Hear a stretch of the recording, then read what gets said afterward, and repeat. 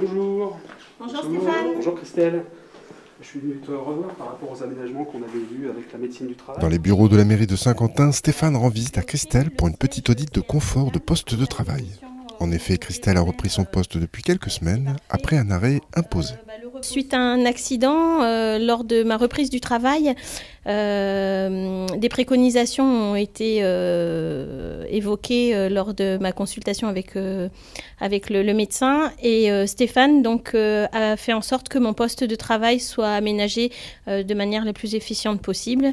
Parce que on ne se rend pas forcément compte au quotidien, on a nos habitudes et en fait il n'y avait rien d'adapté en ce qui me concerne, donc il a fallu revoir notamment ma position assise avec le siège, l'écran, le clavier.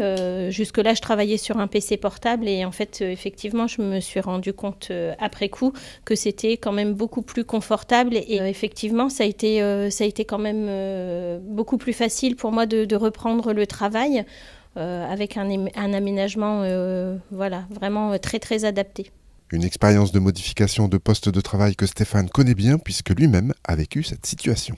Suite à un accident de rugby, j'ai eu un choc d'un partenaire qui m'est tombé sur le champ de la main.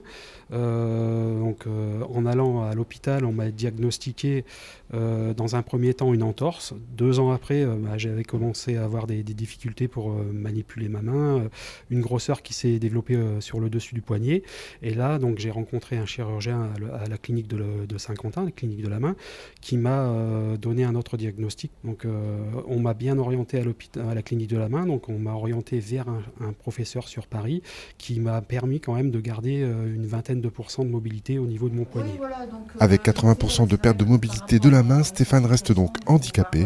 Un handicap pas forcément visible au premier regard, mais qui a nécessité une reconversion professionnelle. Et puis c'est aussi de m'occuper de la sécurité et du confort des agents dans leur travail. Ça a été difficile par rapport à cette opération et ça a engendré aussi des difficultés après dans le travail. Donc, personnellement parce que on est contraint quand même à des difficultés et professionnellement aussi sur l'emploi que j'occupais dans une collectivité précédente, sur un emploi technique et j'ai dû être réorienté sur un emploi un peu plus administratif, le métier que j'exerce encore aujourd'hui.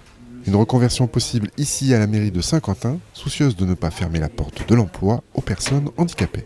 On cherche à favoriser l'inclusion des personnes en situation de handicap et aujourd'hui, même en cas de handicap invisible ou en cas de handicap visible, il est très important pour la ville de prendre en compte chacun d'entre eux, que ce soit par les actions qu'on peut mener en matière de prévention, mais aussi en manière professionnelle au sein de la ville et de la collectivité. Aujourd'hui, on a un service prévention qui est très actif vis-à-vis de la santé et du bien-être des agents et c'est ce qui nous importe aujourd'hui. L'objectif, c'est que chaque agent puisse avoir un poste de travail et des conditions de travail qui soient idéales pour travailler de manière pérenne. Se dire aussi qu'on est valide un jour et avoir un handicap le lendemain, et ça, tout le monde malheureusement peut être concerné. Donc c'est pour ça, parler du handicap, c'est important, et qui peuvent aussi permettre d'aider et à la fois les agents, mais aussi à aller vers la rencontre des usagers.